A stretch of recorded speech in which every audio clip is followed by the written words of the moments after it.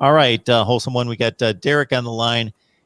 He's Derek, asking basically about Jonathan Patke at linebacker coach, thinking Manny Diaz has put a lot of trust and faith in him. He did wonders for the striker position. I'm so excited, and that's why I brought him up, Coach Jonathan Patke, who yet again I truly believe this, Mark.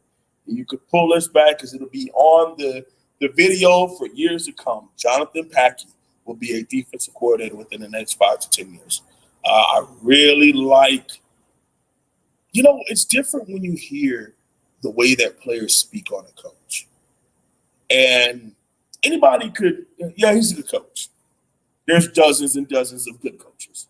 When you talk about how he is as a person, how he's relatable, how he's willing to do that extra work with you, how you can call him, like all those when players say certain terms, it makes you get very excited about the future of a young man. And I'm very excited about Coach Jonathan Patke. Now, the thing is, he himself was an outside linebacker. So that's why the striker and him being outside linebackers coach went hand in hand. You will have to see about him coaching the inside linebackers. But I wouldn't say that linebacker's linebacker. I think it all has different reads and keys. But for the most part, they are eerily similar in the base of how we're getting out of our stance, where we want to attack the offense, how we communicate. A lot of that stuff is very similar. So I could see it being a smooth transition. I don't know if it's just like instant, no questions asked, but I could definitely still see it being a pretty good development for Coach Patke to the inside linebackers at Miami, and especially because we run a 4-2-5. So the weak side and the middle are very similar to what a striker is doing. I think it's going to work. Simply put, I think it's going to work. Falconer's back at it. Falconer X, appreciate it. Thank you so much for the super chat. Never! Exclamation marks. Bet the Canes. The Canes always either win but don't cover the points, or they get blown out. I don't know that you've got the metrics or the stats to back that up, but Falconer, I get it. That's been your perspective on it. All right. CBS released some coaches rankings. What I do typically when I get on here with regardless of the guest is I will research and try to find what's going on with the program, even though boom, I get the wholesome one on here. He's going to let me know, this is what's going on. Do. I know it is on down the line. But, I'll look around to see if I can find any nuggets if it's a bit slow. This is going towards CBS Sports, and this isn't necessarily the entire department got together and took a poll. I believe this is one sports writer, and I didn't take down his name, who releases coaches rankings every year. So he's got everybody in the Power 5 did not go to the group of 5, just the 65 in the Power 5, and he's got Manny Diaz ranked at number 32. I'd have to pull up the whole list to give you some kind of... No, it's out of 65. He's just ranking the Power 5, the 65 in the Power 5. And he's got Diaz last year at 58. He's got him up 26 spots to 32 this year. While you comment on that, I'm going to pull up the whole list so I can give you some kind of feel for who he's got rated higher, lower, so you can that's really what you need. 32 out of 65, that's right in the middle for one thing. It's easier to evaluate when you know, okay, who does he think is better or worse? So I'll look for that. Okay. All right. Ooh, excuse me. Before I go into this, Mark, I got to tell you a quick story. So I get off work, right? And I'm sitting at Denny's. And I sit down and I'm looking through the menu. And this rando guy walks up to me, right? Now, mind you, I am very, very popular. People like me, okay, for the most part. I've worked in a lot of public jobs. So, and being one of the only big brothers with locks. It's just like it's a pretty it's not common. So people know that when they see me, that's me. This dude walks up to me. He goes, "Hold someone?" And I was like, "Huh?" Like I've heard Coach, I've heard Holloway, but hold someone. So I look up at him and I'm like, "Yeah." He literally says to me, "I'm from up here. I lived in Fargo, and I'm a big fan of Mark Rogers. And I've been watching Mark Rogers since I was in middle school, and I've always been watching your shows, man. I just want to tell you do a great job." And I was just like flabbergasted. I can't wait to tell Mark this. This was like 2 weeks ago. So obviously the young man will probably get a chance to see the video and be happy. I forgot his name. He didn't really introduce himself, but he probably was trying to be respectful of my time sitting there having breakfast at like 4 a.m. in the morning after leaving the club. But that was crazy. I was like, wow, you never know who's watching. He's like, "Yeah, I heard you worked here in Fargo, and I had never seen you, and I'm so happy to see you." So that was really cool. That was really cool. Oh yeah, that is cool. What's funny is you ever said have it was anything about. like that, Mark? Well, it's funny because as soon as you said about 2 weeks ago, I'm going to tell you that right around the same time. So this was 2 weekends ago. I'm in Houston, and I'm at a Chili's, and Okay. and it's not like the waiter came back and forth from the table a bunch of times and then kind of figured it out. It was like as soon as I lifted my head, I'm looking at the menu. As soon as I lift my head, he goes, "Hey, Mark Rogers, you make the college football videos." And I said, "Yeah." Wow. And it was funny because then when I left, he kind of ran out from inside the restaurant and ran outside. He came out just to say, "I just wanted to tell you one more time, you make the great videos. Just keep up the great work. I love the videos. Keep it up." So that's nice to hear. Sure. It's so humbling. It's humbling, that people appreciate your work. I know we're supposed to get back to that, but it just popped up in my mind to remind you of that. That you have people in North Dakota who know who you are, and they were excited. That was really cool, man. And the only other one I will share real quick, there's been a few, was I was a couple blocks away from my mom's house, and that's like 600 miles away, but I'm in Ohio.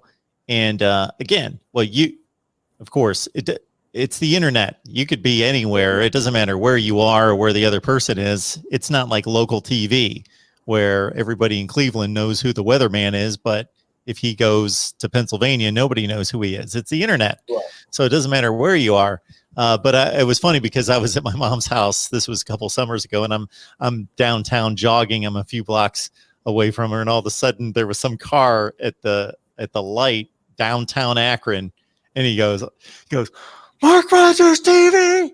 He yells out the window.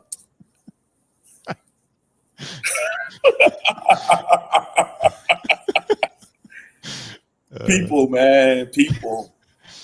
Hot dog. So anyhow, back to Coach Diaz. Yeah, I'm looking for I can find the top 25, but I'm looking for the complete ranking because he's at 30. What did I say? 32. So I'm trying to find who else would, be around him that you could make some kind of judgment. Oh, here we go. So let's not go into the 60s because basically this particular writer shoved all the new coaches at the back, which I get. To a certain extent, I get. But let's see, just to give you some reference. So if he's got Manny at 32, he's got Pat Narduzzi Pitt, 31. He's got Mike Leach, Mississippi State, 33. Wow.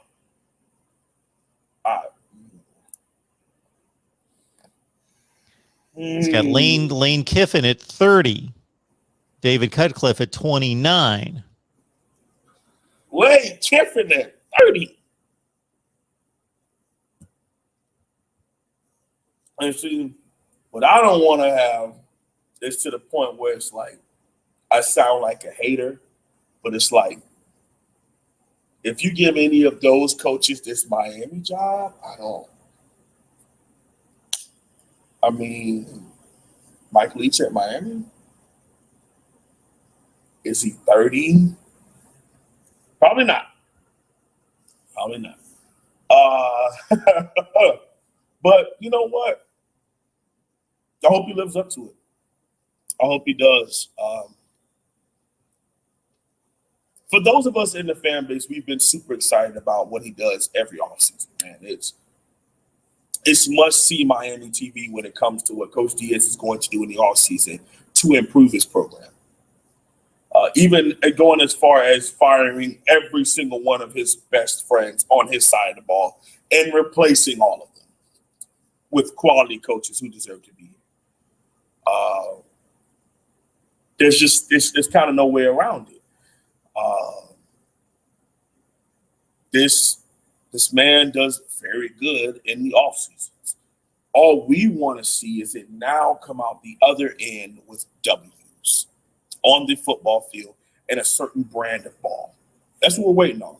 So the first year, it was just trying to even put a staff together, because a lot of that was he had not started to build that web just yet as a head coach to be able to make a phone call to this guy and that guy and this guy and that guy, this AD, and swing people in. So he just basically hired all the defensive coaches that he knew, and then went with his offensive coordinator and asked him to go find an O-line coach, a wide receiver coach, because he needed help building a staff. Well, that didn't work, so he gets all of them out the door, and then replaces and upgrades from Enos to I just went blank. Brett Lashley. And in all likelihood, it has been an upgrade, and it feels a lot better watching us. And sometimes it doesn't, but it looks way better than what we had to do with last time, right? But then that only got him to 8 wins. So then he goes this offseason, and not only does he work on the field coaches, he works on off the field analysts, he works on grad assistants, he works on quality control coaches. Okay, all of them brand new coming into the program. He also goes to the on-field and he fixes at safety and bringing in one of the best recruiters who was like a GA and promoted him to be cornerbacks coach, and goes out and finds, let's say, a top 5 defensive back coach in college football in T-Rob. I wouldn't say he's number 1 just yet, but I think as far as developing to the NFL, he's at least a big part of the conversation. But as far as being fair, I'll just call him a top 5 defensive back coach in college football. Okay. Brings him down to Miami just to be a position coach. He's not coach DC. He's not DC. None of that. He's just a position coach. Safeties and defensive backs working together with DVD, a former player here at corner. And you also bring in Coach Bob Stoops. Bob Shoops. Shoop. I always say Shoops or Stokes. I mess up. Shoop. Okay. Who also knows the 4-2-5, that scheme. One of the places that a lot of us have been wanting him to go higher from is TCU. Their coach invented the defense. So go find one of his position coaches or his defensive coordinator, promote them to come over here to Miami and be defensive coordinator to teach you how to truly run the 4-2-5. Well, he did the next best thing. He went out and got Coach Shoop to be an analyst, and he just basically is going to be teaching the staff and Coach Manny Diaz how to take their knowledge of the 4-2-5 defense to a different level. All the offensive coaches stayed the same. And then he also has stepped up in recruiting. Now, yes, you can say that COVID-19 played a big part in that. Yes, it did. But he still had to capitalize on them. Yeah, your parents may want you to stay here, but if Florida is just that much better and recruiting you that much harder, then you'll just go to Florida. If Tallahassee is still serviceable and good and having a good program, you'll just go to Tallahassee. Or worse come to worse, you go to UCF. But Miami had a serviceable season. Okay. They also have upped their ante in recruiting. This constant building on the campus. They're building all types, just trying to upgrade as a program as a whole. And the recruits are recognizing that. So all we're asking now is that Coach Manny Diaz take a step. I'm not saying he takes the elite step, but I'm saying he goes from average to above average or good, somewhere in there. Because I don't know if it won't be great yet for a while, because great and elite to me are on different stratospheres than where Coach Diaz can be. And it may even take him 3 or 4 years to get to that great status. And it could take him 8, 9 years as a coach, not even Miami coach, but period, to touch an elite status, in my opinion. Because when I use terms like that, it ain't just my elite is 2 people. That's it. My great is a little bit more, maybe like 6 or 8. And my good is more of that, like 10 or 15 coaches, as far as can fit in that stratosphere. But when I'm doing tiers, I'm not putting the eighth best coach is not in the great category. That just doesn't make any sense mathematically in my head. So when it comes to Coach Diaz, I think he's done so much good for this program. The way he stood by our players' side during the pandemic. I mean, we were one of the first ones to be willing to have our own bubble and all that type of stuff. And is the way that he's treated them as people and stood by them as human beings, even going as far to bring in people to help them learn politics, not from Twitter or anything. Have people come and speak from both parties to give you information so that you can listen to what they're saying. And really, because a lot of them are of the age to vote for the very first time. And he wanted them to understand what they're putting their vote in for this party. What does that mean? Are you just one way or the other because that's how everyone around you are? Those type of things, I probably won't know if the Texas Tech coach does that, because I'm not a Texas Tech guy. I wouldn't know if the Michigan State coach does that or the Colorado coach, but I can speak to the one in Coral Gables. And he was willing to do all of that for his players because he cares that much about those young men. And parents rave about how he treats them as human beings and as people. So for me, I get on Coach Diaz. I'm angry about some of the things he's done in the past as a coach. But, man, the more and more I have time to speak to parents and build relationships and network with people, Manny Diaz is one of the best people in college football, and I'm happy that he's Miami coach. Which is great to hear, because I know that even though we've got the great majority of our viewers are phenomenal people, I'm sure, of course, there are going to be, as a couple thousand people watch this video, there's going to be some people out there that are going to hear what you just said and be like, who cares? I don't care about that. I just want to win football games.